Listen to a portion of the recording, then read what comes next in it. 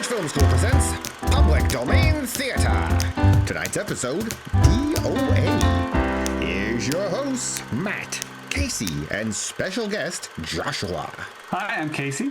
And I'm Matt. I'm Joshua. We are doing a collaboration this time with the Hourly Struggle podcast because we've been wanting to do a noir film for a little while, and Josh suggested D.O.A.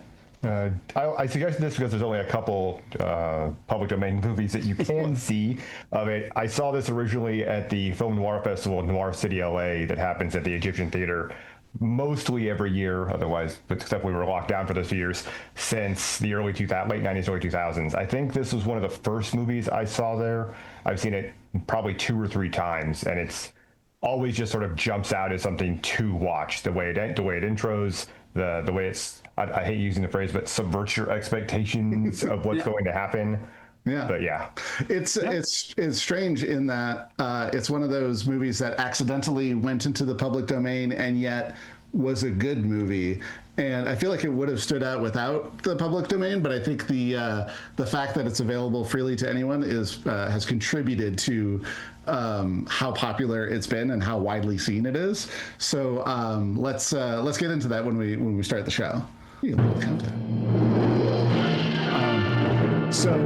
Harry Popkin is the main producer on this, and one of the bits of trivia that I think is fun in terms of the Los Angeles-ness of this movie, at least the later half of the movie, he owned the $1 Million Theater, which is a theater that's been in LA for a century now.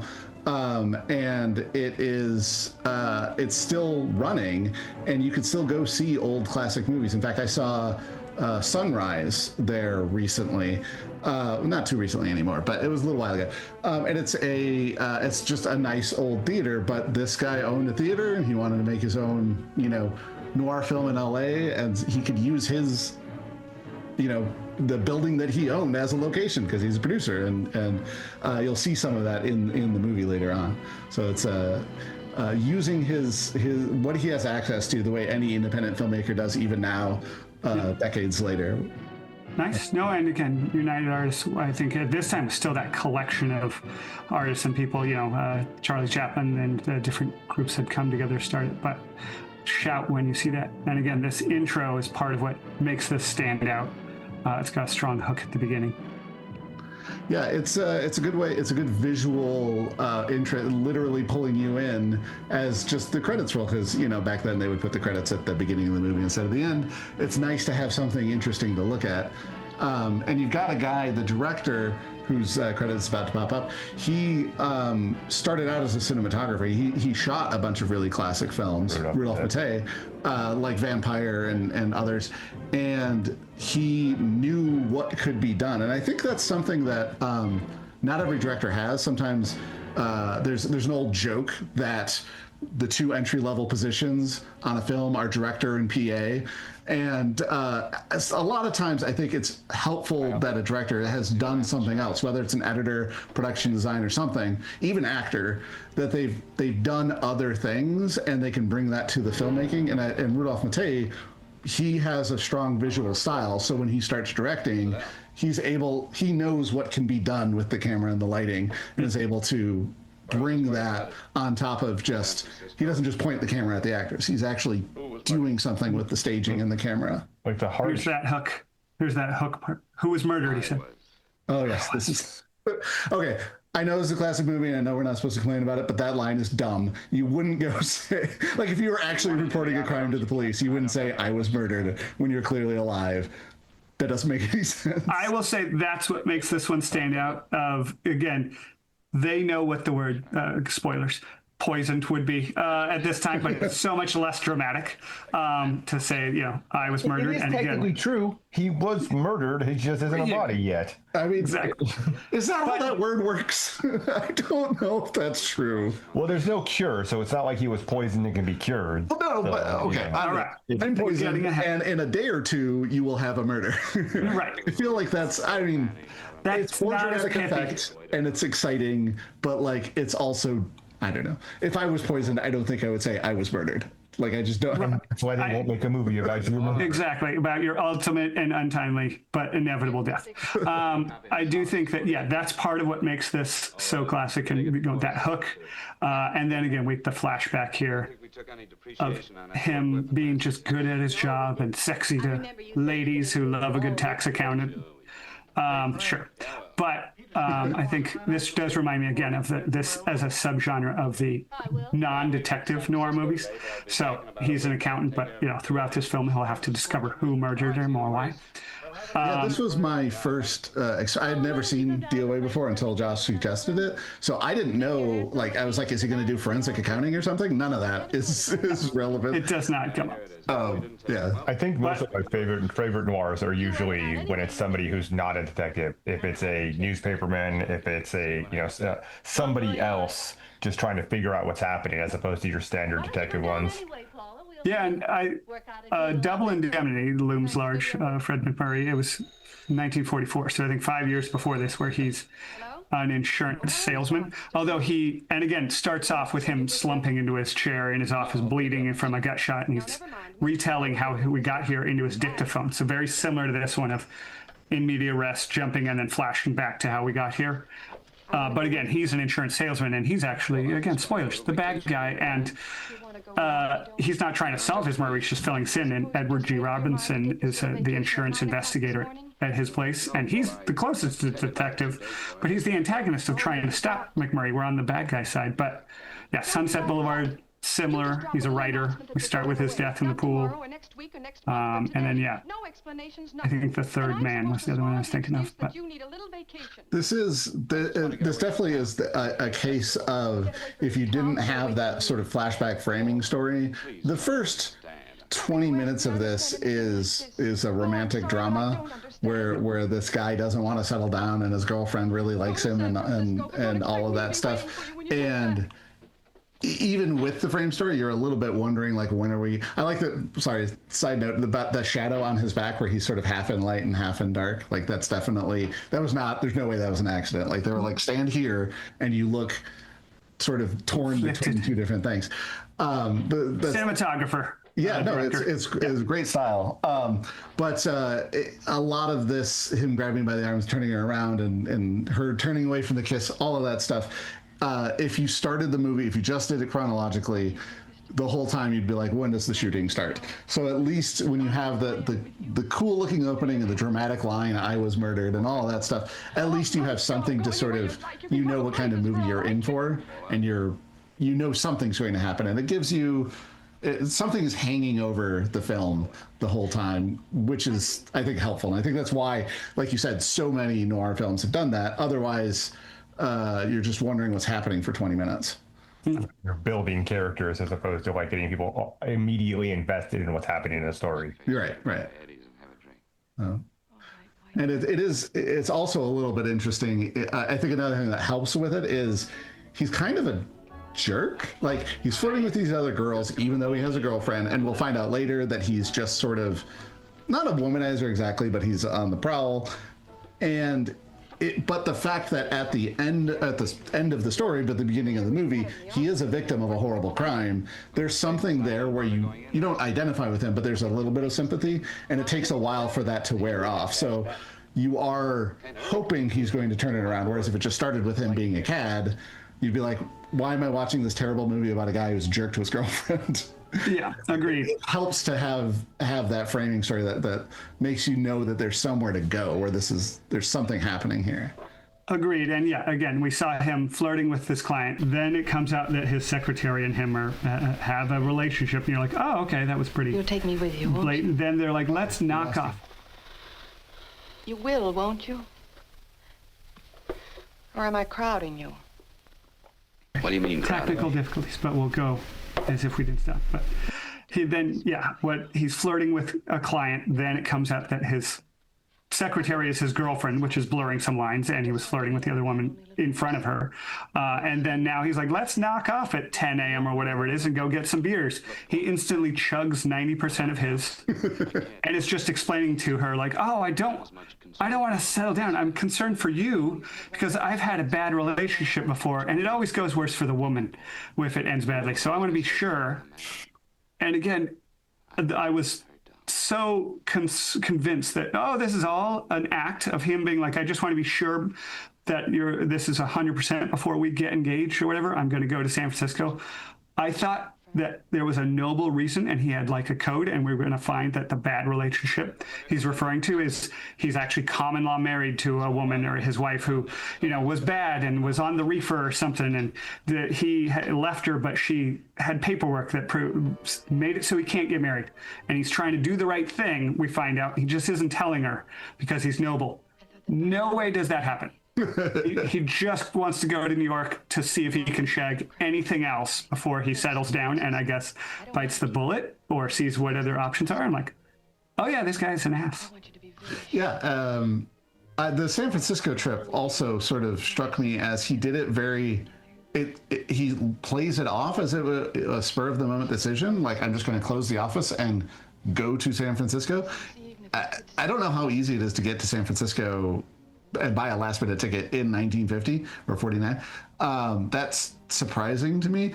Well, there was no airport security, so probably pretty quick. Well, there is no, that's true. You could just get right in. But it seemed like, I was like, is there, just like you, I was thinking, is there more backstory to this? Was this some sort of more elaborate? Apparently he just decided I'm going to San Francisco because I wanted to go on a vacation. It's very, very strange. But even that beer scene right there shows how little he pays attention and how involved in himself he is. He goes to the jukebox or whatever, she switches her drink with his. He doesn't say anything and just starts drinking the full drink as though it was his to begin with, even though he had finished half of the other beer. Yeah, I feel like I thought he recognized that and like, well, you're right to give me yours as well. And he's just the selfish jerk. But he's a sort of, he's a selfish jerk, but I'm also a little bit confused as to why is he? I mean, I don't know, but he doesn't seem like that good looking of a guy. This is a weird accountant. Come on, man. Yeah, that's big in the 50s. I will say also, yeah, he shows up in this hotel lobby of a fictional San Francisco. Every single woman, they're doing a weird slide whistle. So that I thought was a mistake, but I checked in a different version of this film online, and it's there too. I thought the slide whistle, the first time it happened, I thought it was ambience, that it was like an ambulance outside, and it was ambient noise. Nope. And then it happened, like I thought it was like a funny gag that the fire truck happened to go by at the moments that the woman walked up, but then it kept happening, and I was like, oh, you guys are just, it's a cartoon? Again, right having a cinematographer become a director has pros and cons. Maybe audio is not his strength, but I will say, again, this is a great shot. Room through hallway to room. Hard disagree. The slide whistle, it's so amazing. It's such a weird thing. But this sort of staging, this thinking of shots in depth, that's something that is a cinematographer's eye.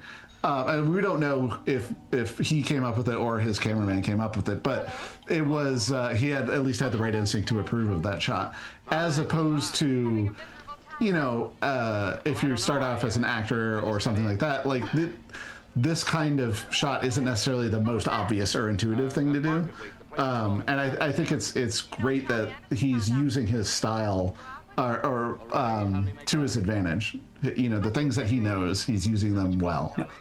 And I will say, again, what started in the lobby with him looking at all the women is now upstairs with women just looking and throwing themselves at him, which, again, we said, oh, maybe tax accountant, they don't know that part yet. It's just market week, which maybe is a sales convention. And I'm like, I've heard, I guess, sales conventions are pretty thirsty, or maybe in 1949, women were on the prowl and roles, but I think it just feels like a fantasy version. He's just not good looking enough to justify this much attention. He looks a lot like Stephen Van Sant from The Sopranos. That was Silvio or something. And again, not to say that maybe there's a type of the swooped back hair that in 1949 it was the look and swarthy, but I agree. And they also keep reminding us of his secretary, who is a very nice person who's taking care of him, and B, very pretty. And so the whole time you're like, what is wrong with you? You're terrible. Like, right. Your judgment is also bad, that you're like, this is right there. What are you doing? I could do better. where's the there, like Casey was saying, where's the there? What's the reason for you to be this way? Yeah. Why are you not just there with her right now? You know, or taking her to San Francisco. or taking her to San Francisco. It is, Okay. but I think it's a character flaw. Like, and I don't think the movie wants us to think he's okay. Like, I think all of these things that we're saying are intentional. I think we are meant to think that he's a cad and his judgment is bad and stuff like that. Like, I don't think sometimes you watch an old movie and the sort of moral system is a little bit. Makes you a little uncomfortable. Here, I think we are supposed to think that he's a jerk. I think that's where noir stands out from a lot of other genres, where you look at something like It's a Wonderful Life, and the Bailey family were all good people, Potter was almost cartoonishly evil. And then in noir, you have people that are complex. They have good sides, they have bad sides. You know, villains can become heroes, anti-heroes, what have you. He's almost not even really complex, though. He's not the worst kind of evil. Like, he's not a murderer or anything, but he's not good in any way. Right, but he's also not just a womanizer, because he is obviously, but he's not just that, because he seems to care at least a little bit about her. That's true. He's not abusive or anything like that, and he also seems to be good at his job. Like, he seems to have a lot of clients and stuff. So they're I guess you're right. That does make him a little bit more layered, even if sort of your ultimate judgment is that he's not a great guy. Yeah, and I think there is, again, I mentioned Double Indemnity. Fred McMurray's a bad guy in that he literally commits crime, murder, and does a lot of things. Even Maltese Falcon and Sam Spade, Philip Marlowe, they are a hard case. Again, we talked about how they usually have a code, and we respect them for that, but they're good at what they do. And again, Humphrey Bogart, not the most classically best-looking guy, or you know what I mean, in Rock Hudson or whoever of the time.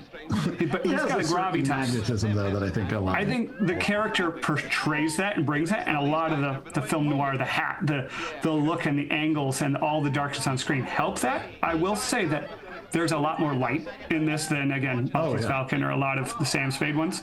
The camera, and again, film speeds were higher. This one, 10 years later or something. So you can capture a lot more in lower light. But this doesn't have the big swaths of darkness covering the film. And I would say, that's the time period of, late 30s to late 40s. But I was mentioning The Third Man is another non-detective, kind of mystery. That one was the same year as this, and again, very dark, intentionally choice of just swaths of black covering 60-70% of the frame intentionally. But yeah, a lot of times that sort of lighting for a noir is a money-saving technique, but I think having a guy who's had experience as a cinematographer knows exactly what he needs, and it's not the most glamorous part of making a movie, but thinking about the budget and your shots and how much lighting equipment you're going to require and what film stock to buy, all of those things do ultimately matter. And his experience allowed him to, I think, light some of these things. There is moody scenes in here, but he didn't do every scene like that, and he was able to vary it a little bit because, he knew what he was doing. Well, it's certainly not, M or a movie like that. It's the interesting thing about, I think about the way they shoot these is we also often think about the way movies are shot now and how it takes years of production and everything else. And a lot of what became, noir movies or even westerns later were shot super quick. I think there's a movie called The Sniper that was shot over the course of a week. They shoot it like Santa Monica and other areas, and it's like a week of shooting. They're like, okay, here's your studio actors. These are the people we have on payroll. Right. Here's your crew that we have on payroll. Go make this movie in 6 weeks or 8 weeks or whatever. Now, this probably isn't an example of that, but it does lend it to the style of how people shot things and what they were competing against also. Yeah, and it was shot on a relatively quick budget, but as Casey was saying, with the advancements in camera stuff, they were able to get to San Francisco and shoot. They shot some location stuff on San Francisco. They were able to shoot in the streets of Los Angeles, which didn't used to be possible. Speaking of the way that the sort of order of shooting. So first of all, first of all, those guys are clearly not playing, which I find obnoxious. Like, can't you just find musicians that are playing the music, even if it's not perfectly synced? He doesn't seem to know how a saxophone works. But secondly, if you watch closely, you'll notice you never actually see our main cast and the band in the same shot ever, because the band stuff was shot in post-production. Like, after everybody had gone home, they went back, so the crowd shots, they're all reacting to nothing. That lady saying cool, really cool, she has no idea what music she's dancing to. And then the reverse shots, these guys are just, it's a one-wall set where they've got these guys dancing. Actually, I think it's two-wall because there's a little pan across the crowd earlier. But the table of our core characters and these guys are completely separate, never saw each other during production. I mean, and there's something to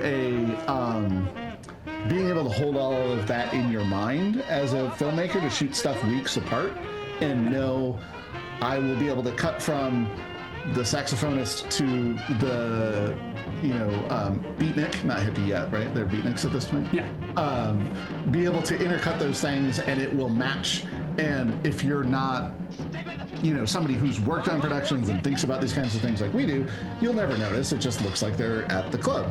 But to be able to create that illusion so a normal person doesn't notice, that actually takes a lot of forethought and a lot of insight. If you ask people how this was shot, they're not going to say, "Oh, they shot this, weeks later, weeks apart." In post. No, it feels natural, and again, they might have had a record on the set to play back and had the people dance to get a rough idea of timing and the type of music. But I think the other part this scene starts to go over. The hotel room. He comes out of his room and is instantly. People are like, "Oh, come here, we're all salespeople. Here's two women to hang on you and dance with her." And then the main guy's like, "Oh, my wife dances pretty nice." I'm like, wait, what? Are they trying to foist women on him? Or is this a swinging situation and now the husband's all of a sudden jealous after the wife's been pawing him. I'm like, it's a weird dynamic of these people. Who are these people that this has never come up? That's the dynamic. It's San Francisco. It's been our San Francisco stereotypes. That's true. But it is also, I mean, honestly, I feel like that is also an honest, truthful thing that happens where, you're drinking a little too much and at first it's fun and then it's not. And that sort of thing happens with people. And I will say again, they were like, "Oh, it's market week," or I guess the sales convention. The women are like, "We're buying off you." I'm like, fabric or flowers, or they don't really go into it, but I guess fashion. But there's Harley Quinn, the animated series, has an episode called "The First Person to Come Back from a Sales Convention Without Chlamydia." So I do think there's a running idea outside of even this movie that maybe sales conventions people cut loose and they are a bit. There's a lascivious. reason why CES and other giant conventions like that are in Vegas. Yeah. But even then, just this woman, they're like, "Oh, that woman at the end of the bar who is drop dead gorgeous, draped in fur, she just waits for any man to approach her and says, do you want to come home with me?" She was part of the scam originally, and then I don't think she comes back. There's a lot of stuff where you think that, I thought her job was to distract him from the guy in the coat. Yeah, and again, you're like, wait, this movie's pretending that woman just sits in bars to wait for any man to talk to her, not get their name, and be like, "We should go back to my place." This is Hollywood men an unrealistic expectation of reality. Of bars, yeah.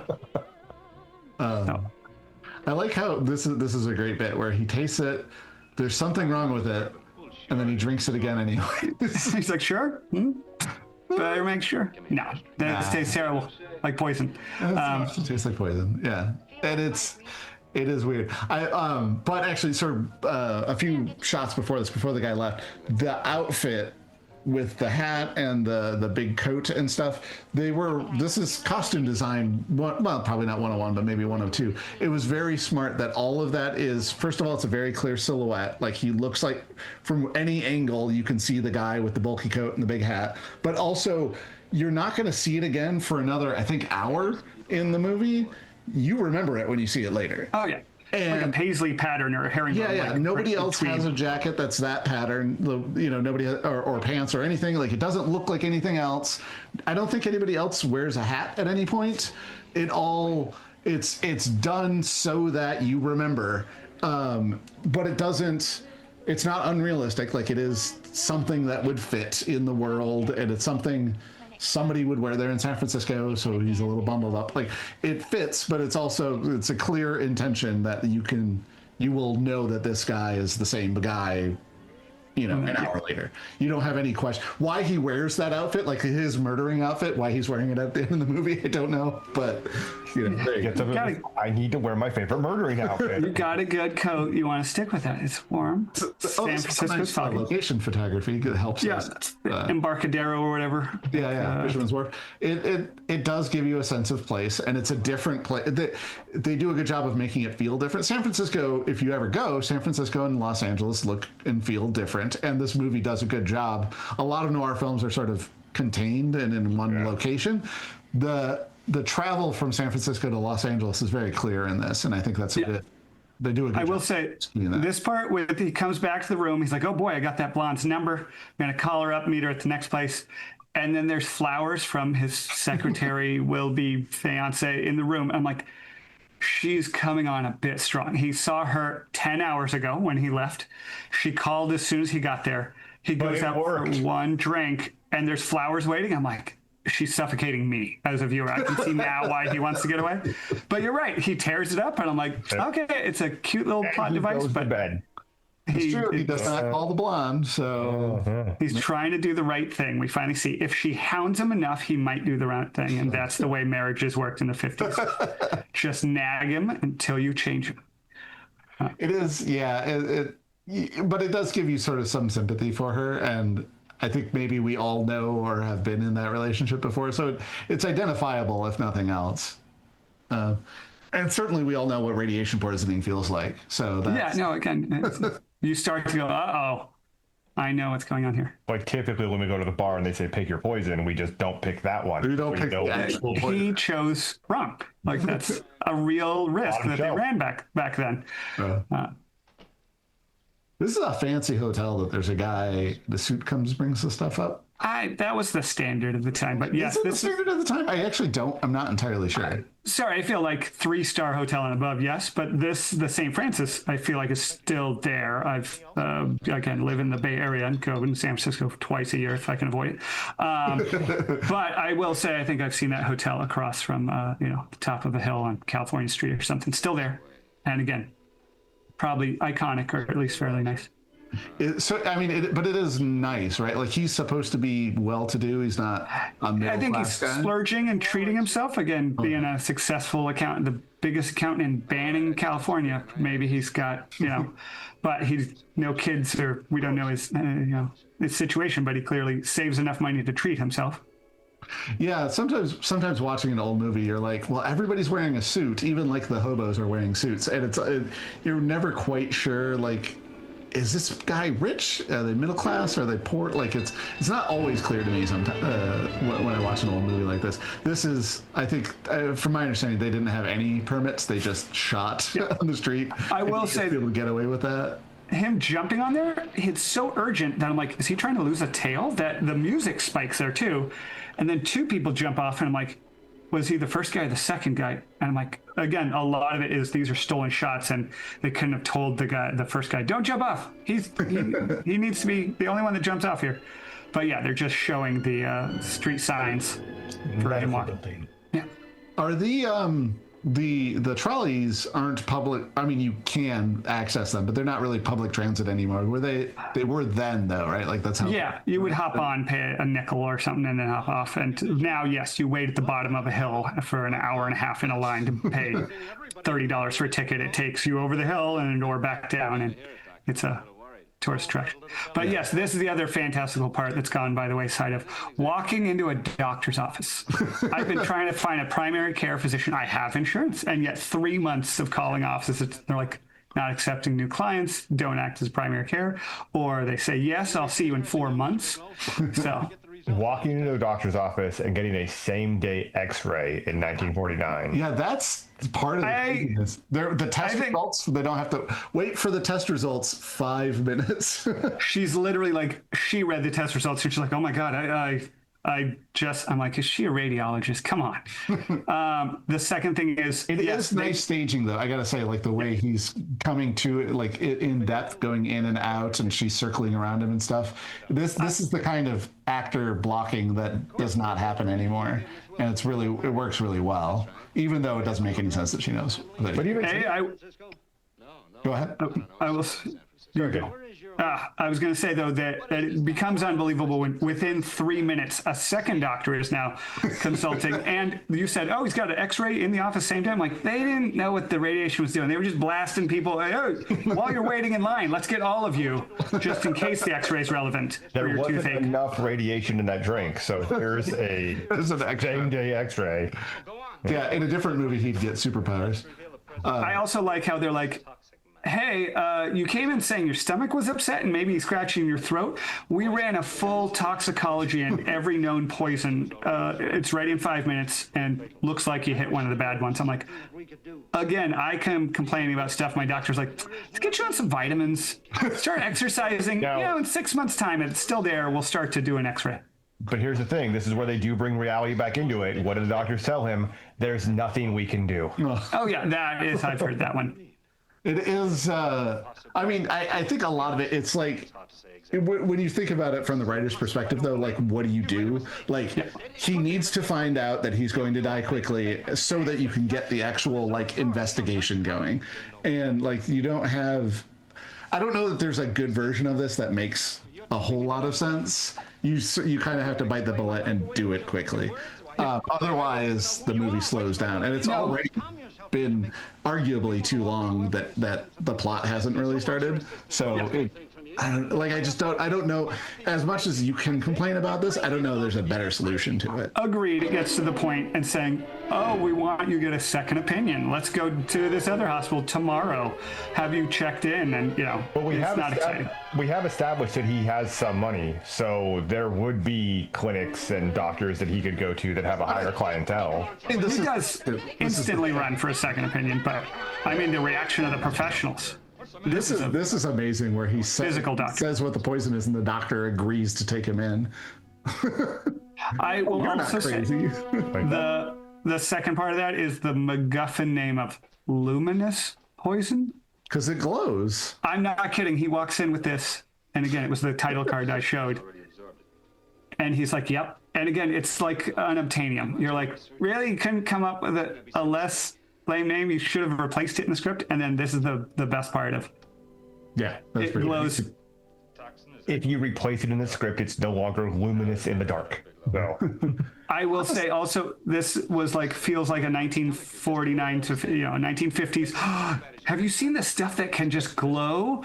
And I'm like, they didn't have glow sticks then, so it would have been like, let's make a whole prop or plot in the movie about that. Whereas now people would go, we know what a glow stick is. That's not like a super special thing. And again, film stock being able to pick up something glowing in a darkened room.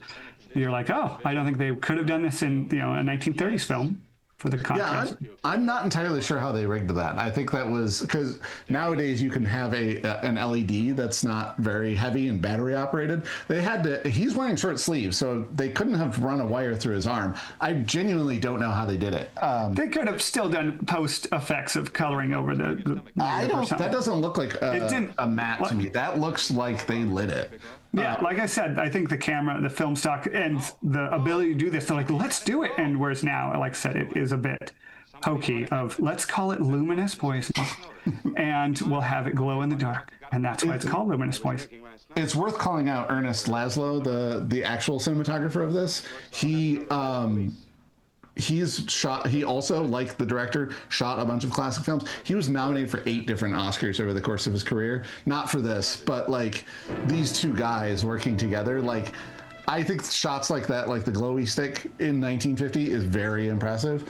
And I don't know how they managed to do it. And I think they did there's a lot of interesting stuff in this that happened because these two guys were able to work together. I don't know where he's running to. So he just wants to run. Circling back to the beginning though, I think he got the idea to call it a murder because that doctor called the homicide bureau. Like that doctor, I'd like to report a murder. He took off and said, "Who connected me with the homicide bureau?" So he's Like, I'm just quoting the medical professional who also classifies crimes accurately. This, by the way, this is sort of the most famous part of the stealing shots. They have no permits. It's just a car. These people are not extras. They did not get consent to be in a through the film. street. These people did not agree to be on camera. And when he almost gets hit by that car, the actor almost got hit by a car. Yep. And again, I was saying like, oh, it's maybe bigger budget than things like Maltese Falcon and did on the cheap. I'm like, nope, they just didn't ask permission. Yeah. That's why all the businesses are the businesses, because they didn't have it all on a soundstage with fake corporations or fake newspapers or what have you. I do like that. Life magazine is right. That's what he's losing right now. So poignant. I mean, that's got to be like they were thinking that, Yeah. Like Again, the prop placement is intentional as much as I'm saying that they stole shots, but it works. They managed to, even though they're stealing the shots and they don't have a ton of money, they managed to make it look good and real. And it none of this looks like it was shot in Toronto like they do nowadays. Like it, right. That's the ferry building. It is San Francisco. Yeah, like I said, that's the ferry building. It's still there. And again, those cable cars are still the 1960s ones. See, these ones, you've been murdered. Yeah. These ones do still run and are public transit. There's the actual trolleys that have the open sides, but there are still 1960s like covered ones that run along that street. The guy needs some sunglasses. See, in a larger budget film, there would be a big silk over him so that the light would be softer on his face and he wouldn't be squinting like that. But they didn't have the time or the money to set up big elaborate rigs, and poor actor just has to walk with the sun in his face. Say that it's showing the anguish in his mental state and everything. The light and dark, look at that, intentional. But it's also more realistic because he's walking in the sun and he's squinting. Yeah, I mean, there is that. Like, there are a couple lighting things that are in. Like early on, we saw a fan in the background, and it was clearly being lit from the floor. Yeah. Throw a hard shot on the wall, a contrast against every other shadow, just to sort of fill up space. Yeah. So sometimes it's just stylistic. Other times it's like, oh yeah, we didn't have the screens. We didn't have the permit. So this is what we got. Yeah. Yeah. I wonder if the fisherman is still around. I'm going to go ahead and say they've placed that sign, and that was a real jazz club, and so they came up with the film. I wondered, we went past that scene already, but I wondered if the way the beatniks and stuff were talking, is that real? Is that how people really talked, or is that some guy in LA trying to guess how kids these days talk? I don't know, because it's now our like parents or grandparents' childhood. So like, I don't know that we can tell whether that's authentic dialogue or not. I feel like it would almost have to be, just because it's so common with movies in this era that fall into a jazz area or a beatnik area, that otherwise it would. I mean, historically, it would be the same thing as now, as if somebody was trying to write for the kids, and trying to like riz or something into a sentence that doesn't make sense. Well, that's what I mean, though. Is it an out of touch older screenwriter trying to sound like the kids, or is it what they actually sounded like? And I will go ahead and say, just with confidence, that they are out of touch, even if it's based on a stereotypical presentation of there were real beatniks preceding hippies, and Jack Kerouac, and a lot of the scene was in San Francisco. So there is something there, and they might have used phrases like this, or again, gone to jazz clubs and danced crazily, but to take it to this extreme of go cat go, and the reefer madness level of boiling it down to, you get worked up into a crazy frenzy because of jazz, and you're like, I mean, there's drugs, they're on drugs as well, but not all of them are going to react that same way and snap their fingers crazily. But we are here seeing her, and he now knows the terrible news. I want to call out Dmitri Tiomkin, the composer here, because we're now into like the mystery stuff, and sometimes it can be hard to track what exactly is happening with the plot. Like, it's especially the first time you watch it, you're like, wait, who's the Phelps? Why does it? But the way the music, it's not quite Mickey Mousing, which is the term they use for music sort of lining up exactly with the motions you see on screen, but it does very clearly identify the emotional state so that, you know, even if you don't really understand why Philips is important or the import-export company is important, you do know that it's important because the music is sort of helping you along. And the music is like that throughout the movie, and it's not subtle, but I think if it was subtle, a lot of people would get lost of what's happening. Whereas the music tells you, oh, he's learned something new. I don't really understand why he's learned something new, but I get that he learned something new. So let's go. Yeah, and again, it helps a lot. I will say, though, the music, similar to the slide whistle, dipped in and out a number of times when he was having the mind screen doctor repeating and his state. And I was like, it sounds so just like faded in and out with a crossfade that I'm like, is my copy bad or is this on purpose? That's just how it is. We did see him fly from San Francisco to LA. We talked about he could just go to the airport apparently and say, I want to be on that plane in 30 minutes, which we did discuss. He's clearly got some money. He didn't even have to take off his shoes. Right. Same day. But again, I do think that flight back then, Burbank Airport still feels like the size that he'd be flying into with that size plane from like the 50s and 60s. And it was just, expensive enough that it wasn't for the masses. It's not like, oh, I need to book 3 months in advance because thousands of other people want to fly in a plane. It was for people in suits, and you had to dress up and be madmen or something to be like, yeah, we're flying, but we can afford $100, which is a week's salary or something, to fly same day from San Francisco to LA. And they're like, great, we have a flight leaving in an hour.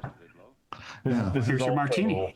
Just post-war, so you're talking about more municipal airports and ex-military planes and a lot of pilots that came out of the military who went into commercial aircraft and all of that. So. Yeah, it's not outside the realm of possibility that he would be able to get a flight that walk up to the airport before the plane taking off and there's still seats available. Sit going. It's not like today they're like, I'm sorry, but we've overbooked and you're You paid for seat, but we're gonna boot you. Yeah. I find this exchange a little weird. Like he does the thing where I never said I was in Los Angeles, and then the blonde guy explains how he knew he wasn't in Los Angeles, and he's so ready to answer that it was suspicious that he was ready to not be suspicious. And I thought that was weird that they so clearly somebody somewhere, I don't know if it was like a test screening or the studio was like, hey, how did he know he was out of town? We need to address that. And so they added that little exchange. But it's, as a person, why would you do that? I feel like it's odd. I could see it being in the original to show he's in a frenzy. He's suspicious of everyone. And again, we talked about the composing when he got the call from Paula. But the thing that came out was that the man that's been urgently trying to reach him is now dead. He was at his office in LA. He flies to LA. He's talking to his partner. So he's suspicious because that man who was trying to reach him is dead and he's now been murdered. So he's grilling the man's partner here and the secretary in their office because he's like, there's something connecting these two murders or how he died. But the partner just said, oh, it was a suicide. So I can see why he's suspicious. Agreed that the reaction of the blind man is very contrived to where I'm like, this is clearly a conspiracy. Come in here. I have the evidence ready for how I knew that, right, Mr. Bond. That's the strange yeah, but I think it does. Some of these reactions are also a little out there of, this is now the widow on the day of him dying or day after. And he's bursting in and she's like, I'm sorry, I can't give you details. And I'm like, she's very well composed. Well, and again, that is suspicious in itself, and we find out later. Well, but she's got this clearly desirable tax accountant in front of her, so she's got to. True. She's like, oh, husband number 2. Well, now I'm free. One thing I love about the way they shoot these, which we don't see almost anymore, like this shot. Right. You wouldn't see. We'd get a close-up of her, a close-up of him. Yeah. Maybe we'd never get this with this guy just off to the side, already in frame, then walking in. Yeah. Like the way they would frame conversations, or you'd have multiple people, like when he was in the jazz club and then he's at the table, but we're seeing 9 people around him, Right. and it's not just him or just that tight shot around a half circle table where nobody has their back to you. Like that guy had his back to us in the scene, and then enters the scene. Yeah, and dialogue like this, we're staying in the wide. We only go to close-ups for an actual important line, not every single line. There's an exercise that it's probably common to all film schools, but I remember we had to do this, Casey, where you had to shoot an entire scene in one shot. And it was they tried different things. There was, you shoot your scene with one shot, shoot your scene with one light, shoot your scene, but by removing all of your options, it forced you to consider things like actors turning around and looking in the same direction or crossing past each other and stuff like that. But the advantage for a low budget film like this is it's one setup. You don't have to turn the camera. You don't have to turn the camera around. You don't have to relight it. You don't have to do anything. The actors have to hit their marks, right? And the focus puller has to, hit his marks. But other than that, like that camera just came down the hall, turned towards the elevator. Right. Like they turn their back to us while they keep talking, and then he turns around again. It just goes one clean shot of a conversation, and it, for me at least, with these movies, it makes it feel more natural. Yeah, it makes it feel more like people are actually living the life they're living. But at the same time, they're not afraid to cut when you need to. Like a phone conversation, they go back and forth in a perfectly natural way, and it's not, none of it's wasted.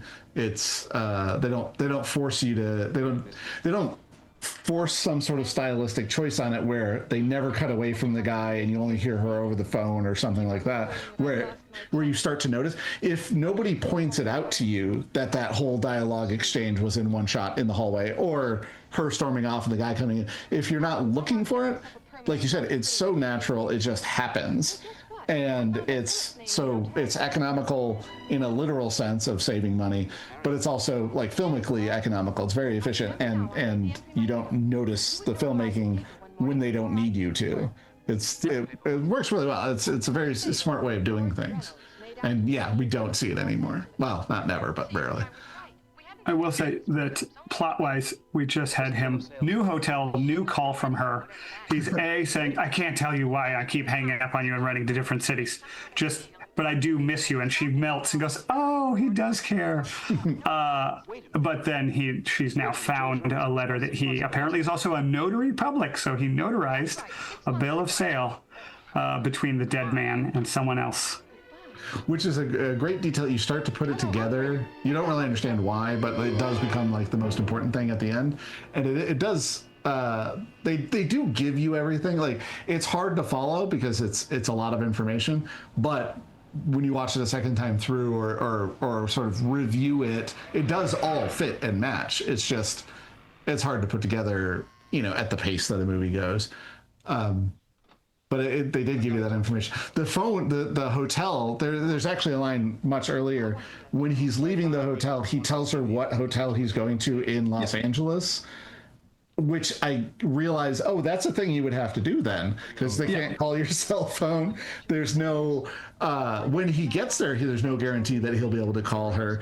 And I think they had a system of, if you called the hotel and you weren't in your room, the hotel clerk would take a message and then give it to you when you arrived. None of that is either necessary or would have happened at all nowadays. But he had to think through the logistics not as a noir detective, but just as a traveling salesman. He's not a traveling salesman, but like a traveling businessman. I need to tell my secretary what hotel I'm going to. Yeah. That's they will forward my calls and take my messages. Yeah. What a weird life that had to have been, I guess. I mean, the fact that he just signed with nothing but his driver's license number. He just signed a rent-a-car slip and drove away. There was no reservation, no credit cards to pre-authorize anything. Just you have an ID, we trust you. His ID doesn't have a picture on it. Did you sign your name in a curly way? That's what makes it official, with curly letters. Yeah, it is crazy. All of these little details. He's trying to put it together, and none of it really makes sense. It's interesting. Like we were seeing her from the back, and then it cuts over to this lady, and we're seeing her from the back at almost the same spot in the shot. Yeah, it's a nice little match. Yeah. Obviously, Mr. Holliday wasn't here yet. You know, another thing that's odd, we find out later on, I hope nobody's watching this for the first time. You might think that since he is such a heel, and he's a womanizer and all that stuff, that his trip to San Francisco is what caused all of this. But we later find out, apparently, the guy was tracking him down to San Francisco, and that he would have been poisoned no matter what, either way. And like his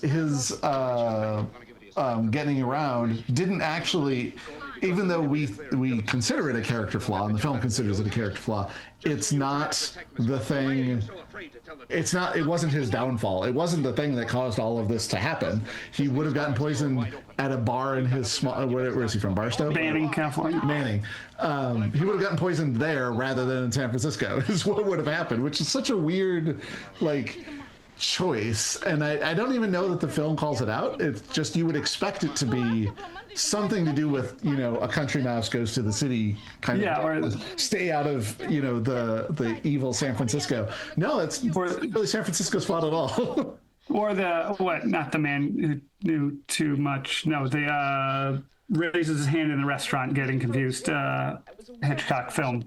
North by Northwest. Yeah. Yeah, North by Northwest. That level of what wrong place, wrong time. Totally random. Yeah. It's or not that. Went to no, and again, that could have happened with the trip to San Francisco, but nope. It's just evidence needed to be destroyed, and he was a witness. Yeah, it's such a it's kind of convoluted, but it also is what makes it difficult. It's difficult for him to solve. It's part of what makes it difficult for us to sort of track it, because it's like, what is the significance of San Francisco? And it turns out nothing, which I guess maybe that happens in real crimes, but it is odd, and it's interesting in that way. There are a lot of things for sort of how small you think the movie is. There are a lot of characters in this. There's a lot to keep track of. And nobody's really, it's never, not never, but it's rarely obvious that like she's the evil femme fatale or something like that. You don't necessarily know. Very late to be getting to femme fatale range with either the secretary or her, you know what I mean? Like usually she would have been the dame that walked in the office in the beginning, not Phillips committed suicide. Your playmate Reynolds murdered Phillips. But, and he went up to San Francisco to get me. And we still haven't even seen the villain at this point because he doesn't know. You're in this right up to your pretty little neck. But Not mixed up in anything. I mean, he's now conjecturing with her. Phillips. And it's come out. Turn around. Drop that picture on the couch. Finally, 50 minutes in, and there's finally a gun. Finally again, yeah. Your wallet. I mean, to be fair, he did manhandle the last woman he was in a scene with, so I mean, you know. Oh, just like that. Dames was never good with guns. No, I don't know where he is. Is that what you told Phillips yesterday? I told him exactly what I'm telling you. It's a strange thing. Like if you're, this is where I think some of the unrealism of not having a detective or a cop be the main character is like, he's very comfortable with fighting. I mean, she's a smaller woman, but still, she has a gun, and he's fine with risking turning around and grabbing her and not having the gun go. Like that's a nerve-wracking thing to do, and he's an accountant. It actually concerns me that he's how comfortable he is both manhandling her and the other woman in the previous scene.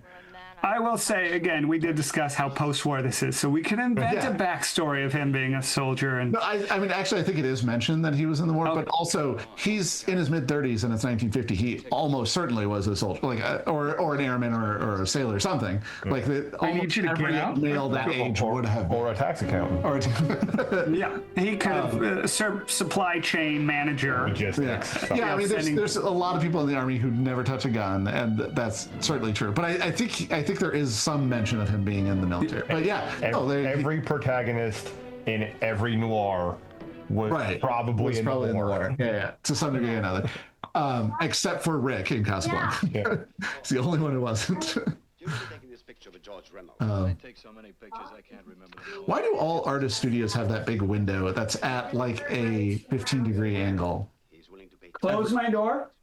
like what is it about artists? Natural light. Is that what it like? Is it? Do they find places like that, or like? Because I was just watching like an old Alfred Hitchcock Presents, and it was about an artist, and it had that window, that big giant window that's at a slight angle. Is that a real thing? Is that how art studios are? I don't know anything about art studios. Yeah, I would say even early film ones, there's like in Hollywood, Well, yeah. by the 101, like they had against a skylight, it's a black box. So I do feel like photography studios similarly would have a big one to let in natural light. I guess it's part of that. Like, there's no, you know, if you were to make a movie today set in 1950 and you had that window, like somebody would comment on why that exists. You know what I mean? Like it would be like not part of the plot necessarily, but like you'd explain to the audience why the room is weird. But because it's just the way the world is, nobody thinks to explain it to you. Shots ring out. We finally got a name. This is the kind of thing that feels very modern, where, well, we just heard a plot point, so let's add an action scene. Like, let's start shooting with the guy. He's being shot at by a stormtrooper. Yeah. Yeah. I feel like Intense. I'm not even clear where, the shots are coming from, but he's just running with a reckless abandon. Yeah. I don't think anyone's clear where the shots are coming from. The way they're like transitioning through things that they shouldn't be is fascinating. Yeah.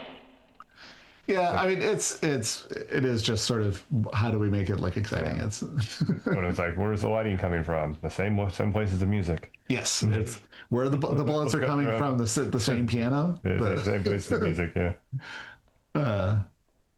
But it's a good scene that they have it set up so that you're always looking around. You can see very far into the background. You know, the bad guy could be anywhere. It works really well. Although he does kind of look, Casey keeps referring to him as being sort of a bad guy. He looks like a bad guy in this movie. Like in a different movie, in the third act, that's the way the villain looks. He's backing around with his gun out, looking around for Batman or whoever to get the drop on him. He looks like a bad guy right now. Well, I'll say, I think you mentioned it, Edmund O'Brien worked on White Heat with James Cagney movie, and again was a oil refinery, big climactic scene ending. Like, you got to end up in some place with pipes, because that's how you know things are getting real.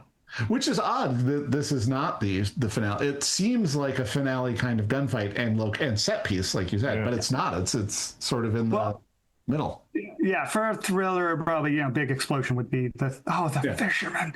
But for a detective, you got to have the wrap up. You got to tell who done it. Come back to the real time where he's explaining it, or finding out how he was murdered. And I think I'm mostly offended by the fact the guy didn't finish his cigarettes.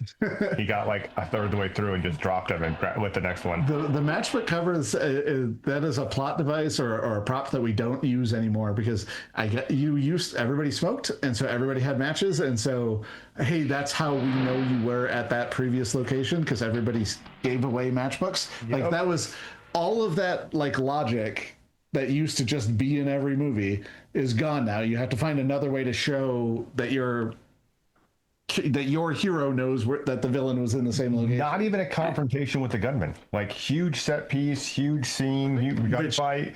Never even really see the bad guy, which saves money, because you only have one actor on set. But you don't have to you don't have to arrange the schedules. You can have that sequence anywhere in your schedule, because the lead actor is there every day, so you can have it as a cover set if you wanted, if somebody calls in sick. So it is efficient production as well as a cool looking action scene. So see, the way I knew he was the good guy in that scene, though, is because I'm choosing to believe those pigeons were dubbed. That were using the John Woo school of filmmaking.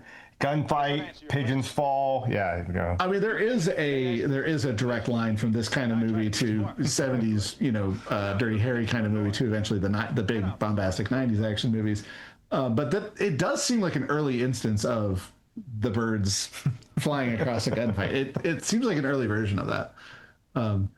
This is also not the first movie shot at the Bradbury Building, which we saw earlier, and that's clearly, that office is a set, but it's it's supposedly in the Bradbury Building.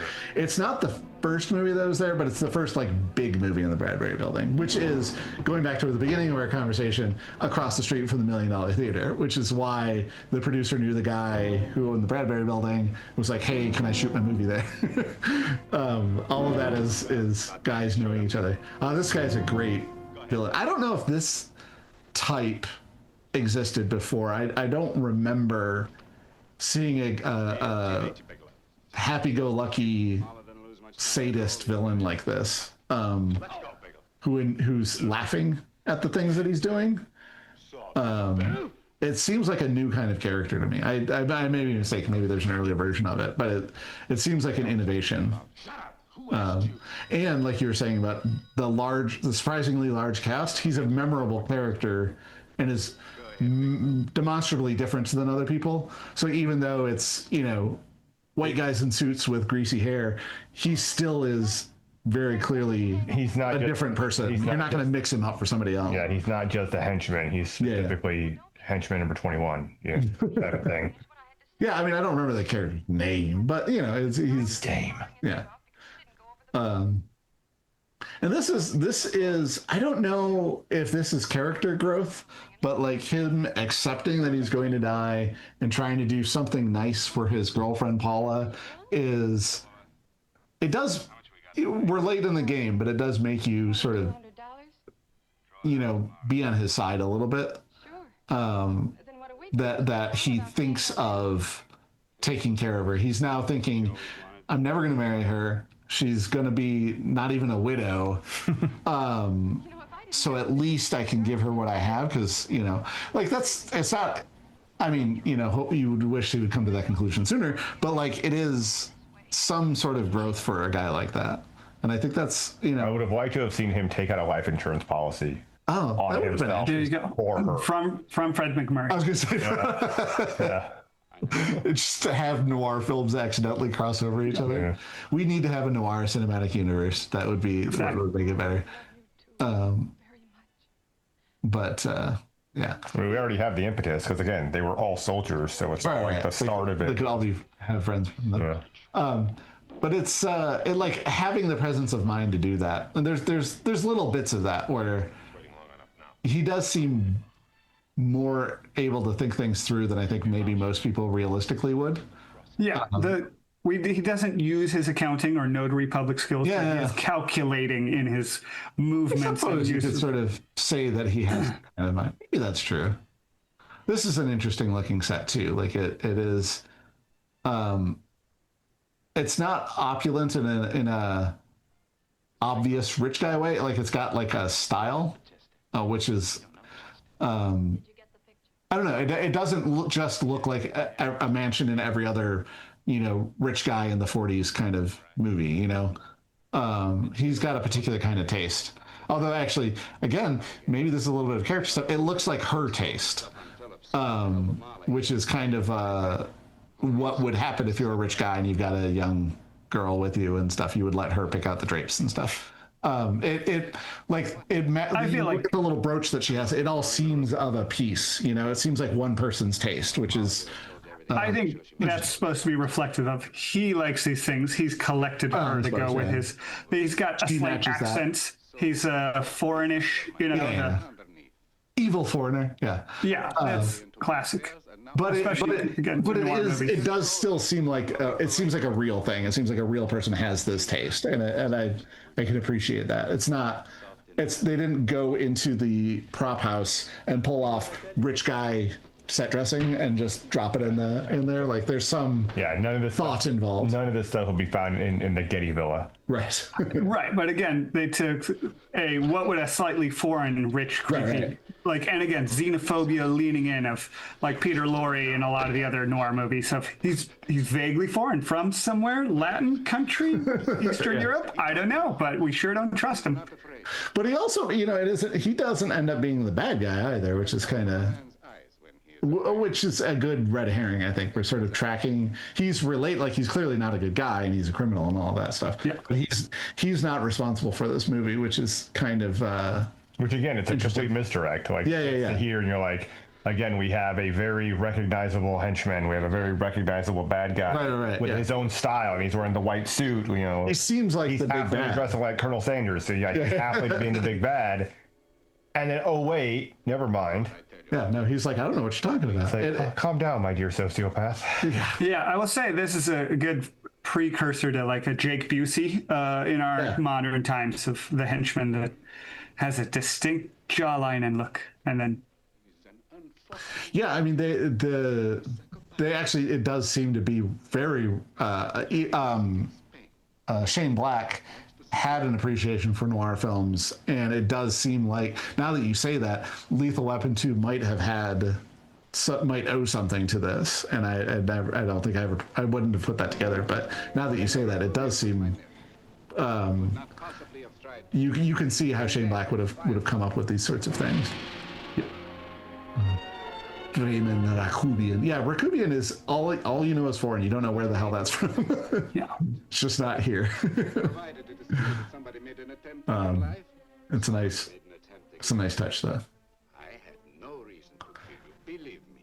What do you mean? My brain is stuck on your noir cinematic universe saying, okay, it occurs to me that what we're watching right now is technically a post-credit scene For this movie. Like the credits are in the beginning of the movies. Every movie. that's true. The entire movie is opposed It's to its own post-credit scene. Under other circumstances, you could go. I remember as a kid, I really hated movies that had really long credits at the beginning. I was like, why don't they put them at the end? It was just a thing that annoyed me because I had no attention span, even in the 80s. So nowadays, I don't know how kids sit through anything longer than a TikTok. I won't cause you any trouble. See, I like the credits in the beginning because it felt like they put more time into them. Yeah. You know, you had the different title cards and the different fonts and all the different things, you know, painted title cards. And they only showed you the people that we actually cared about. Like, I don't need to see Crafty. I don't care. Like, I get it. I know there's union contracts and this stuff, but I don't care about any of that. You know. Yeah, it was. I think again, Saul Bass had the Hitchcock, Psycho, or Guess you won't be there to see me. the peak '60s credit sequences and everything were him. And I think that the Bond films are the only things that existed at that time and have carried them into modern times of doing a elaborate now, with an original song, and now they use computer graphics and everything instead of just cutaways and over double exposures. But This is not the worst driving plate I've ever seen. It's not the best either. This is trying. This is actually a better driving plate than I just saw in a relatively current Liam Neeson movie called Ice Road Vengeance. As I watch every terrible action movie, and it was jarring. The background was so bad. Like, this is more passable than that. Yeah, I mean, black and white is is forgiving. The Orpheum Theater, by the way, still exists. A lot of the stuff is still very Los Angeles, still around. Except for those streetlights. We've got the horrible LED streetlights now. That happened a few years ago. And the fact that you can drive for more than 30 seconds without stopping, that's not real.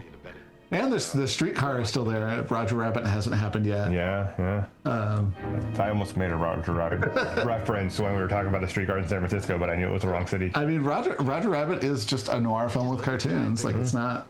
There's nothing surprising about that. But the one thing I didn't like about this character, Derek, something like that. Chester is his Chester, name. Which is a good psycho name. Is when the boss specifically describes him as a psychopath who is a sadist, and I'm like, do you need to psychologize? Yes. And label? it was very hot at the time. Post-war, That's people what are like, It was new. Yeah. No, I understand. Word, it was a fad. The movie Psycho. Yeah. No, that hadn't happened. I'm saying the movie Psycho will cash in on that in 19 years' time. It's a bit of time, but still. In 10 years, yeah. Psychology was a newer concept and in magazines, so people hearing the words. Yeah, it's sort of, it just feels weird to say that, to call somebody that. But you're right, they did do that thing. I would say it's no different than, people nowadays labeling everybody else a narcissist or whatever word comes in. Yeah, that's true. Comes into the zeitgeist in that moment. This is also of its time. The drugstore where the people are hanging out, like that's obviously not even a real thing anymore.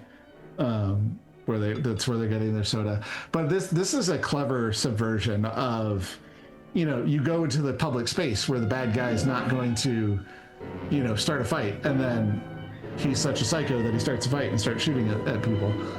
And it's The boxes that clearly weigh nothing. yeah, it's a box. Well, listen, they're selling boxes. They're selling them. Yeah. They're a gift box. It's a gift box store. We sell pre-sealed gift boxes. But the guy being so crazy that he's willing to shoot people in the It's like public space. just anybody. Yeah. It works really well, and it does make him. See, what you need is a good guy with a gun. That's what we all Literally need. a good guy with a bottle. Oh, that's right. Yeah. Sorry, good guy with a bottle, policeman with a gun. Yeah. It is. Clearly, yeah. It's hard to get over. Like, we shot him, and he clutches his chest, falls over, and it's like, and the cop has to check if he's alive or dead. Like, if there was if he was actually shot, you would know if he was alive or Well, dead. also the You cop just can't show that. stays there looking at him as somebody else like nervously flees the scene. That's true too. Yeah. He didn't like jump up and blow his whistle and like run outside the call box or whatever. And I love this whole time he's now been had the gun drawn on him once. He's now been in a gunfight. His gun is still in the glove box. At this point, he is still not removed it. This is obviously must have had to have been reshot because they have the rear projection behind there. It must have been because the previous shot where they're on the street with the car, they may not have been able to get I think it's a lighting situation. I think they probably shot this and it didn't work, and then they went back, got a plate of cars and people driving. But it works pretty well. You can see it's it not as bad. You but can see it flickering a little bit in the background. It's how you know it's not shot there. Having the set pieces, the actual physical set pieces in the foreground hides a lot of it, which is still a thing that they have to worry about. Even with modern, the Mandalorian, where the giant television screen behind them, you still have to have an actual piece of set in the front of them that they can touch and lean against, he's leaning against. To give it depth. Yeah, and it makes it feel a lot more real. And it's not. This doesn't. When you're not talking over it like MST3K, you don't really notice it that much because you're involved with them, and the background is out of focus in the background. And it's not terrible. But when you're watching it quietly, you can really see that it doesn't. They're too sharp, and the background is too incorrectly out of focus. One of the things that, and I don't know if they did this at the time, but to get those things to match, you have to take very precise records of not just what lens you used, but what your focal distance was, not focal length, but the focal distance, how far they were from the camera, where the camera was set. Because you can still somehow, you don't know why, but you can somehow tell that the fall off of the focus isn't correct between her hair, that wall, and the building in the background. And you would never in a million years be able to say why it's wrong, but it's because it's not quite the same lens. It's an uncanny valley type of problem where you need that proper fall off. And I think it's interesting, this movie's from 1949, and here we are, 76 years later, and they have the same exact problem they can't figure out in major studio pictures, and you're like, did you not know that there's depth behind that? That there's a certain way you have to do it right, and it's well, the cool thing now, the modern technology, is that the background does change focus, so that part doesn't have to be worried about. But you still have to have, like you said, the real physical set to touch, to lean against. I didn't even notice this before he got his jacket dirty, leaning against that stuff. I think he showed up dirtied after the warehouse fight. Yeah. Well, now he's clean on the reverse angle. Somebody should be fired for that. But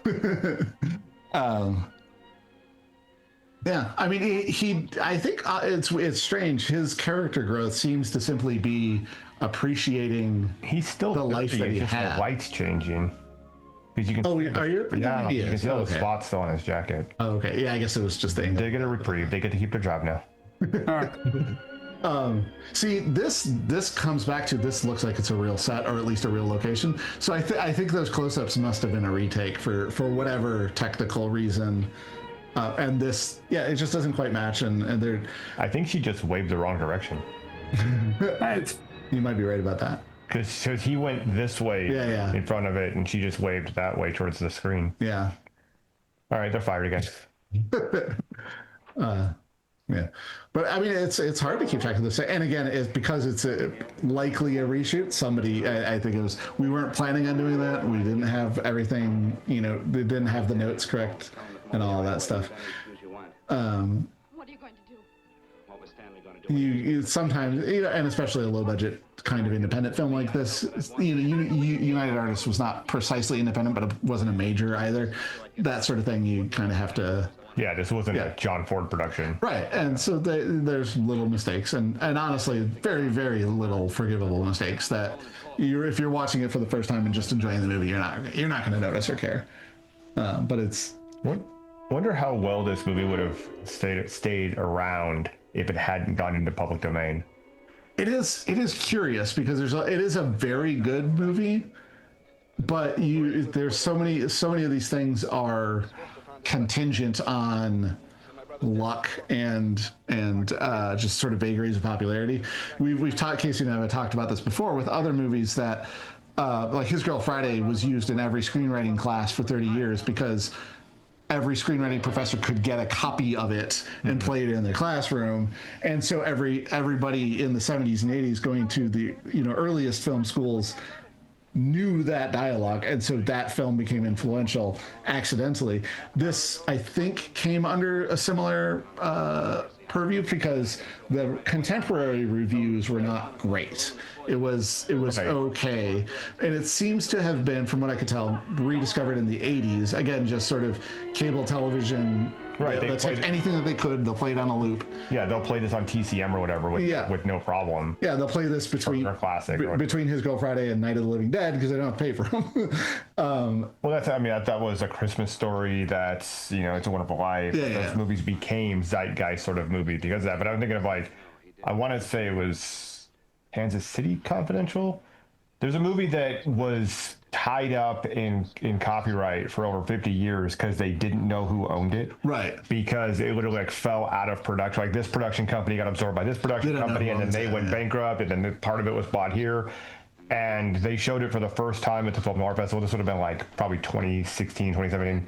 They showed it for the first time. It was the first time it had ever been played in 50 years, or I think since it originally was in theaters, because nobody knew who owned it.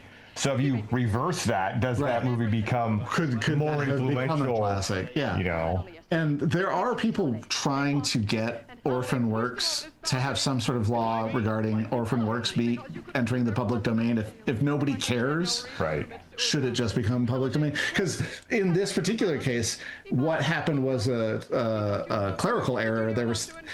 Nowadays, if something is copyrighted, it is just copyrighted for 95 years or whatever it is. But at the time this was made, you had to renew your copyright. Right. And because they did something wrong with the paperwork, and I'll write this up in the show notes, there's some specific mistake that they made that let it accidentally fall into the public domain. But there's people who want, hey, if they want there to be rules for orphan works, that if nobody actually wants to have the copyright, just let it be public domain. And I don't think that's an unreasonable idea. And also, I mean, I don't know, copyright makes studio filmmaking possible, but the length of copyright right now is kind of insane. Well, I knew a guy needs to be adjusted, who had taken a movie. There was a British noir movie called Counter Spy, and it didn't exist anywhere. And so this guy found an old 16 millimeter or whatever copy and had it digitally restored and put onto DVD. And then there was an update to the Berne Treaty, International Copyright Treaty, and because it's a British film, copyright still applied in England, and though not here. So the company that owned it there took it from him and took all his copies and everything else. And so it's it was an orphaned work here. Nobody cared about that movie for 50 years. Yeah, and that sort of thing needs to be adjusted. Like a lot of the stuff had to do with Hollywood appealing to Congress and asking for extensions of copyright, Lobbying to protect Mickey Mouse specifically. Weird things like that. Like, it's become unreasonable and unwieldy, but that doesn't negate copyright as a general principle. But the way we run it now is kind of crazy. And I think everybody knows it, but nobody with any power wants to. Film has the same problem. The film has an interesting problem in that because so many of these studios have been subsumed by, 5 companies, Right? That they all own I mean, when I think Paramount, when they sold part of the rights of their catalog, I mean, it was a huge sale just for the old movies that they didn't care about anymore. It's like, well, they don't care about them. Why do they have the right to own them? Right. It doesn't make sense that somebody could buy it just to put it in a vault so nobody could see it. I mean, there is a reverse of that, which is, Jerry Lewis doesn't want The Day the Clown Died, I think, to be released until 50 years after his death or something crazy like that. And Hitchcock held on to the rights of several of his films until he passed away, basically as insurance for his children, that when he died, they could then sell the rights and they would be worth a lot because he hadn't released the movies for a long time and they had been sort of hidden from the world. So I mean, I can get into an entire rant on how that completely subverts the purpose of copyright. Right. The whole point of copyright is to promote the arts and sciences. Right, and they're not. So if you're not making more movies with it, like Hitchcock was a cinematic. Well, I would credit Hitchcock and his wife because I love the fact that they worked together and stuff. But he was a cinematic genius in my view. His kids didn't do anything. Like, it's true. Like, it's not like them holding on to the rights meant that we got another generation of great movies. Like, right. That's we didn't. The Tolkien family isn't giving us great books right now. They're scraping together whatever notes they can and reselling those. Dramatic. The guy with the nose thing always reminds me of Chinatown, and I don't know if Chinatown is making a specific reference or if it's just a coincidence that somebody got a nose busted. Well, how simple it is to just jump on public transit, jump off, walk around, and no hobos on it. It's they do say, it is strange. So here we go. Here's the $1 Million Theater that is still there. You can still see movies there. I think only on weekends, but it's still pretty neat. What's that? I always look at the signs. Oh yeah. What's playing? But it used to be downtown was the theater district in LA, which is totally isn't now. And here we go. He's going into the Bradbury Building, which you've definitely seen in other movies, most famously in Blade Runner, but and just a lot of different things. Just because it's a cool looking building. That elevator again shows up a lot of them and still there. Yeah. And the whenever it's still there. The Bradbury? No, the elevator. Oh yeah, they're still there. Yep. No. And here's the guy in his murder jacket, like I said. There you go. Look at how far into the movie we are before we see this again. It is a really long, and now it's him. He's the bad guy. But it's this really cool building, and it's the finale. This scene reminds me of the scene in the building up for M when they're all trying to. Oh yeah. I'm sure it's break in the different rooms and whatnot. M was definitely well known, and so they definitely. Oh, the lighting on this though. Yeah, and it's hard because it's a big open space. But they still did. This was knew this was important, and it still looks cool. It still looks like that. Yeah, and again the metal work on the staircase and everything, creating that kind of gobo outline effect for the lighting. That little swirly, I don't know what the heck that is. We're traveling back through time to the present. We're caught up now. That's what time travel looks like. That was his story. Honestly, it seems unnecessary. Like you could just crossfade and we were like, oh, we're in the present now. It was too dramatic. We needed a big dramatic swirl. He did leave off. He was murdered, and then he murdered somebody else, but it was justified. He has just enough time to confess to the murder. That's why Halliday poisoned me. Yeah, it is, and it is kind of. I mean, in some ways, the movie is nihilistic in the sense that the thing he's being punished for is something that like he didn't even realize had happened, and it's not like a jealous husband got after him or anything like that. And none of his sort of bad character flaws led to this happening. But on the other hand, like he did turn around in the end, which makes it not quite as nihilistic as maybe some other movies would be. The bad guy got it in the end and all that stuff. But he effectively solved it just in time. Just in time. And to not survive. I think there's something to that, to say it matters that it was solved. They said the name of the movie. Make it. Yeah, I don't know. He said the name. Drink. Yeah. Why no photo? Oh, here we go. We're going back to that's the end. What a great movie. But the fact that the movie sort of regards the truth of the case to be important makes it like not. There you go. Luminous toxin. That's totally real. Totally real. Poison. It's totally actual. Real. The fact that they had to print an explanation at the end, even during like editing, someone's like, "Really? This is what we're going with?" They're like, "No, it's real."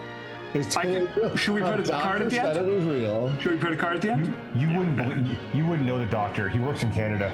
Yeah, he goes to another school. But again, like I feel like a lot of when you talk about like Sam Spade having a code, like a lot of times the thing that matters to them is truth, and in a meta sense, it matters to the filmmakers that you believe that there is a poison. And at the time, like radiation poisoning was a new unknown thing. Like just like we were talking about with the psychology and stuff, it wasn't really well known how radiation, that you could be poisoned by something that you can't see, you didn't even know you were exposed to, and it would kill you very quickly and painfully. And obviously, the hair didn't fall to his head and all that stuff. But I will say at the end, the cops all gathering around him. I'm like, are they safe? Are they being exposed? I did wonder that. How if you have radiation poisoning, are you poisoning everyone around you like Dr. Manhattan? Like what? Again, it's luminous poisoning from iridium, so I'm sure they get a hand wave. They said that the doctor had said that the wax for it was odorless and tasteless, but we clearly saw him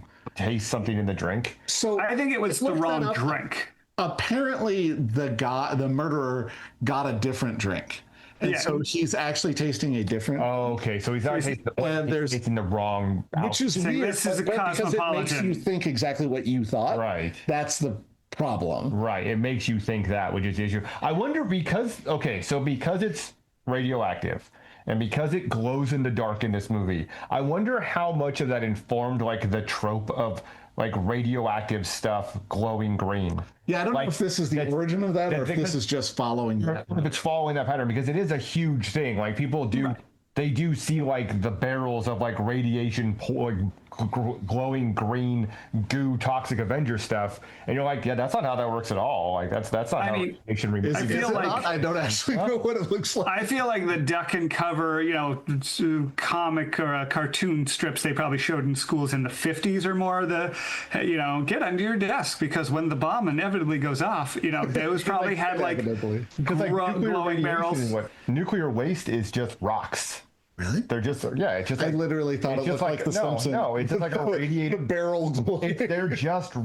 They say they make cylinders out of these radiated rocks, and literally nuclear power is just a giant steam engine. Is all. Yeah, that's an amazing thing. It heats up water. Once the radiation turn a turbine starts to disappear from it, they just encase it in concrete and put it away. But it doesn't glow? No, it does none of that. Yeah. See, this is why... Now, there is like the glassware that's the uranium glass that will glow. Glows under black light. So will, fluorescent markers. Right. So... Unlike luminous... To make watches out of radium or something? Radium, yeah. But luminous poison, though, it just glows to turn the light off. You don't need a black light. You just... Yeah. Visual storytelling. Exactly.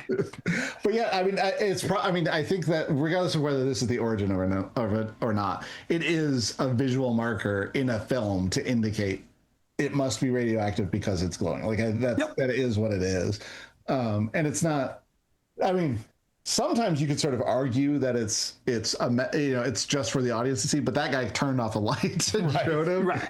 Which made me wonder. I was like, what did he test? Like, How what did much he draw did you out of just- the guy and put into this vial? Is his blood glowing? Or did he just have a urine. vial of luminous poison? And Also just like, He's like, just to illustrate what it is, this is it. Nothing to just do in with you. case. no, we need this in inventory in case somebody ever comes in. I can show them. In a lead box in the back. So but also, yeah, is the doctor in danger to show him the from his urine sample.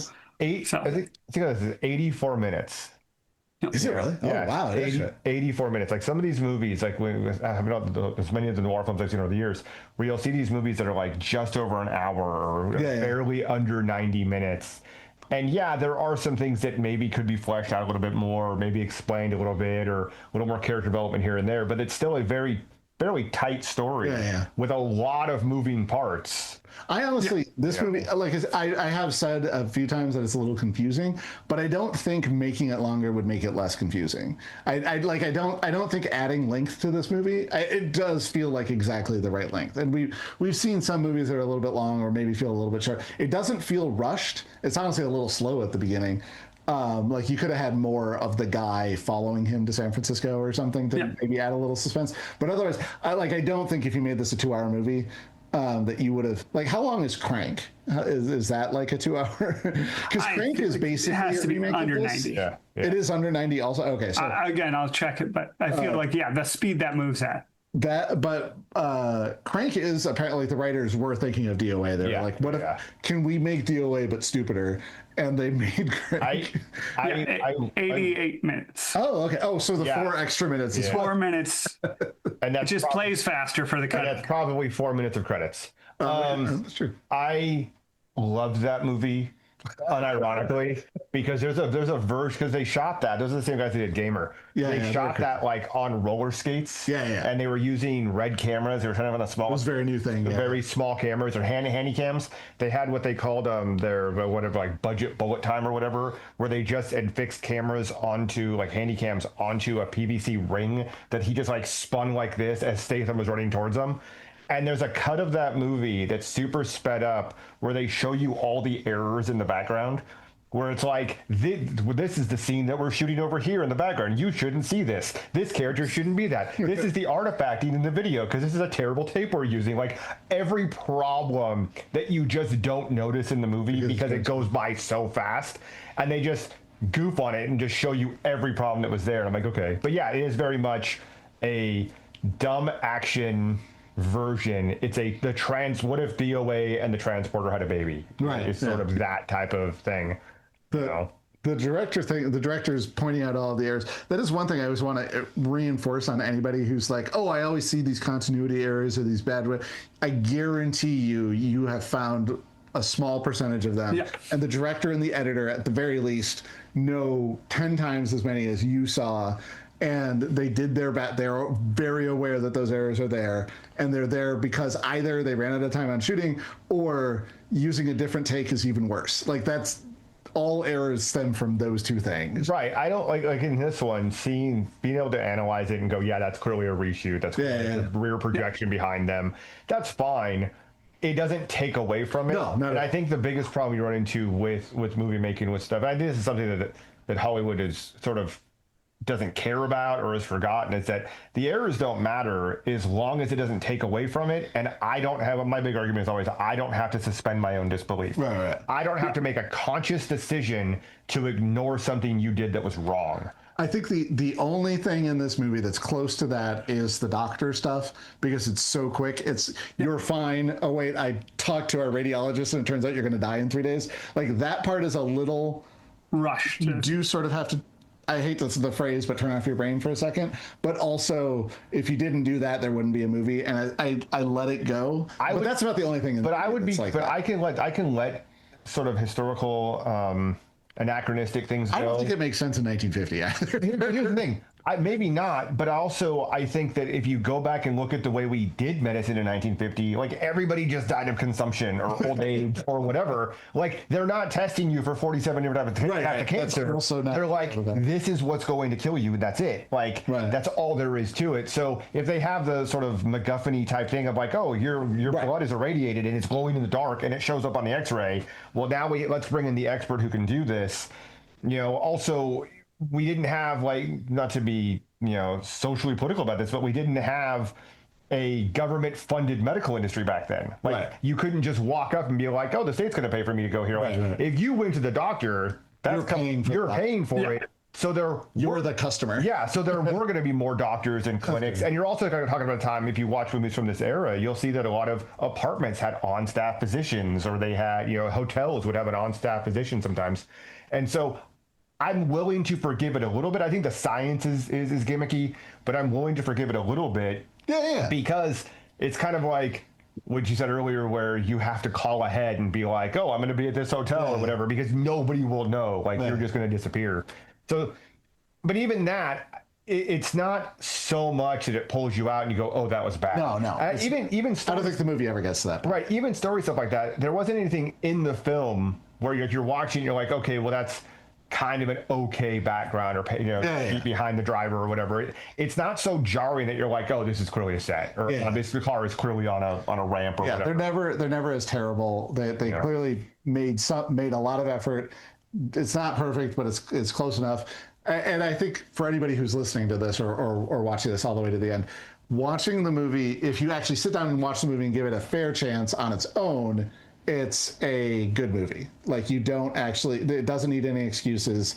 The little things that we've nitpicked are nitpicks. It's a good movie to watch. And if you've never seen a noir film before, I think it's actually a very good entry point, because there's no, you don't have to know anything about, like, there's no sort of meta commentary. There's no referring to previous ones so that, there's a larger context to it. It's just a guy who gets caught up in a situation and he solves the mystery, and there's a shootout and all that stuff, and it looks really cool because of the director and the DP. So, like, it's well done all around. It's a movie I probably haven't seen in a decade, and I just when we talked about titles, I'm like, I still like it. Watching it again like this, I still enjoy it, but it's a movie where I go, I remember liking that. And that's almost the highest praise I can give to most movies, where years later you hear the title and you're like, wait, which one's that? You're like, oh no, I like that movie, even if it's not one that I'm going to reference all the time or say, hey, I love this film.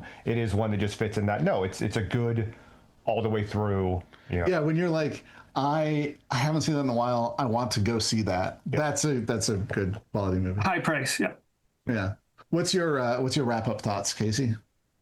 No, I think it's good. Again, the lighting and camera stock and, some of the wider shots make it a bit different than what I picture for a film noir, in The Maltese Falcon or Philip Marlowe as characters, The Big Sleep. So, but I think, and again, he's not as magnetic as a character, even from things like Double Indemnity or, Sunset Boulevard and a lot of things. So it's solid. I do think, it doesn't have that last 10% that puts it into an instant classic, but I think it's definitely watchable. Has a good, like we said, hook in the beginning. I think it's the lead. I think everything you're talking about, I think if we had a different lead actor who was just a little bit more charismatic, I think we would.